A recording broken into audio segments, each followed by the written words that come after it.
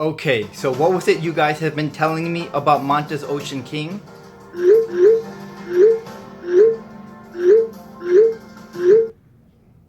Okay, well you guys have certainly professed your love for the watch. So let's take a look at the all-new OceanKing in person.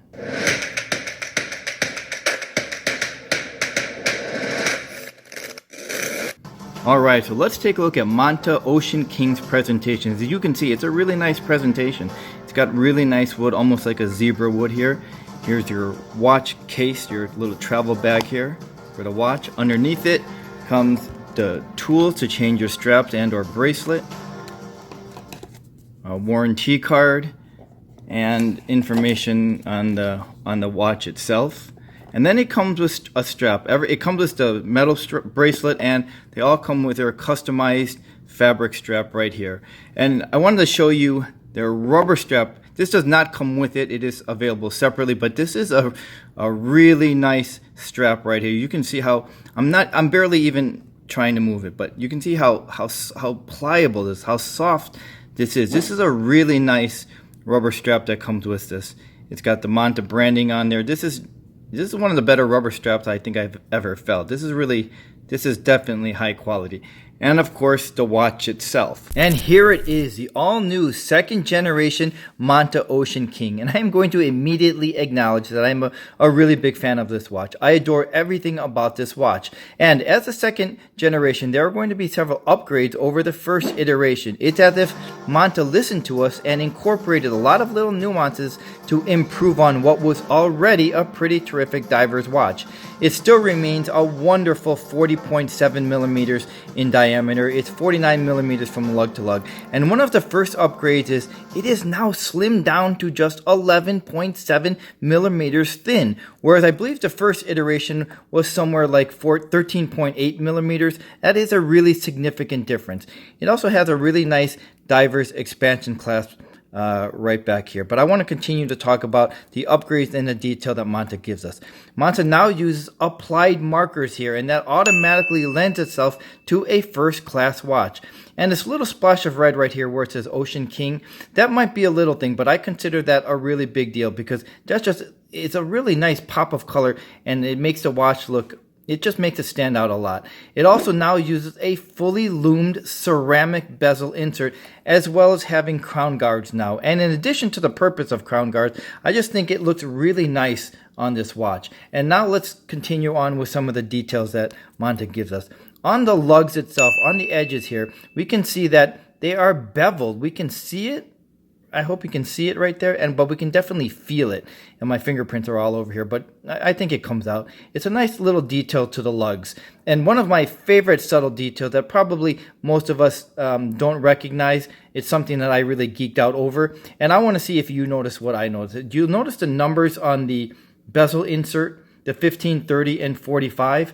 Well, the 5s at the 15 and the 45, the fonts, do you notice the fonts are really stretched out? They are different from the other numbers, and I've never seen something like that on any other bezel insert. It's just a really nice geeky detail that I just really appreciate a lot. Now let's get to the performance action on this. I'm going to be quiet so we can appreciate the bezel action here. Here we go.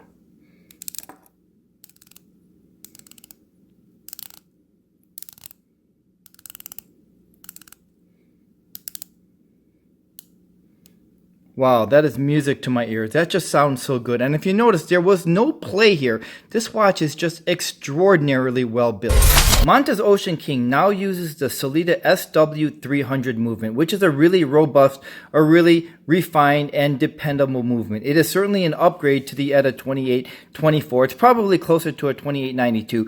In some ways, Sellita is a better movement than that ETA 2892. So the movement choice on this is a really nice choice. I believe the first iteration might have used the Eterna 3909A, which might explain the thinness of the new iteration. I think it's a wise choice for them to go with the Sellita 300 movement. The OceanKing comes in a couple of different bezel options, in black ceramic, blue ceramic, and in steel. This is the gilt dial with the black ceramic insert. If you want the black ceramic insert but not the gilt, it also comes in just the black dial. And in steel, it comes with what they call a wet blue colored dial.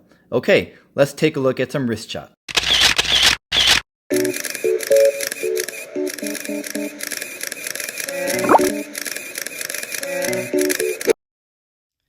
bracelet is also well done, and I think the proportions of the watch to the bracelet is also excellent. Excellent. As I said earlier, I'm glad the OceanKing uses the Sellita SW300 movement. Aside from it being a really good movement, it's also really easy and affordable to service. For example, my Jean Richard uses the Sellita SW200 movement, and when I took this in for servicing, which was a basic cleaning, it only cost me $80. So I asked my watchmaker how much he would charge me for the Sellita 300 movement, and he told me he would charge me the same. Could it be because he knows me? Possibly, but it could also serve as a point of reference on how affordable it is to service a Sellita movement. It could also add us another layer of comfort, because what if the OceanKing used an in-house movement at this stage in its career, and it became a here today, gone tomorrow brand? Well, for $1,700, we would be screwed. Not much of an argument there. So the fact that it uses a really affordable and easy to maintain movement should add another layer of comfort on Monta's OceanKing. The price for the OceanKing is $1,730 on pre-order, or it will increase to $1,925 after the pre-order date. Yes, this is priced on the more expensive side for a micro brand. However, the OceanKing punches above its weight class, a lot more above its weight class. Oftentimes, more oftentimes than not, micro brand will lack quality. For example, its bezel may have a lot of give, or the overall watch will have a herky-jerky feeling to it, or maybe its polishing is opaque instead of that mirror-like reflection that we desire. And somehow, we come to the defense of that watchmaker. We justify those shortcomings by saying, oh, at least it's a pretty decent watch for the money. And these watches are typically in the $500 to $600 range, where we're not paying, quote, Rolex money. But I don't find this accepting. I don't think any watchmaker should release a watch with these types of shortcomings and high expectations, hoping that we're going to be accepting of him simply because he is a smaller brand and his watches are priced affordably. But this is not the case with the OceanKing, and while the OceanKing is more than a few $100s, it's also priced a lot less than watches with similar quality. So let's touch on the history and the people behind Monta watches, because I think most of us would prefer a little bit of seasoning behind a watch before we buy it, especially if the watch isn't so cheap. And there is some overlap with Everstraps and Monta watches. Ever started in 2012 and has quickly become the preeminent after-strap market for Rolex and Tudor. They are, to the best of my knowledge, the only company that uses custom end links, preventing that unsightly gap between the strap and the watch, making the strap look like it came directly from Rolex.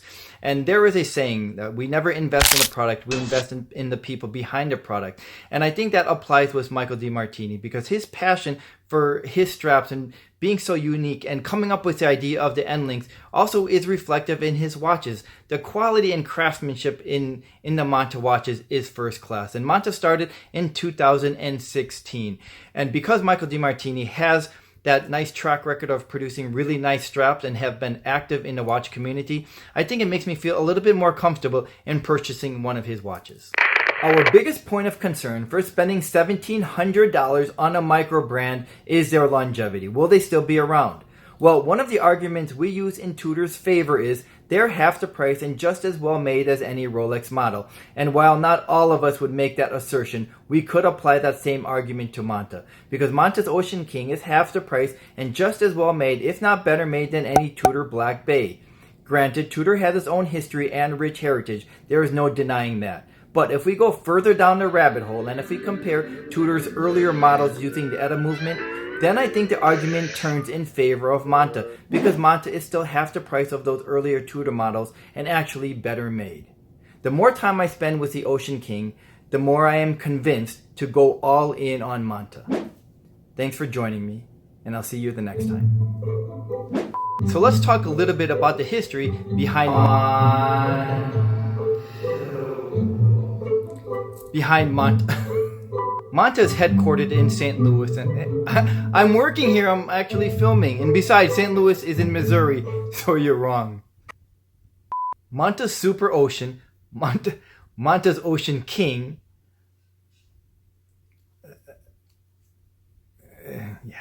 is also excellent. Excellent. Excellent. Excellent. Excellent. Excellent. Excellent. Excellent. Extreme.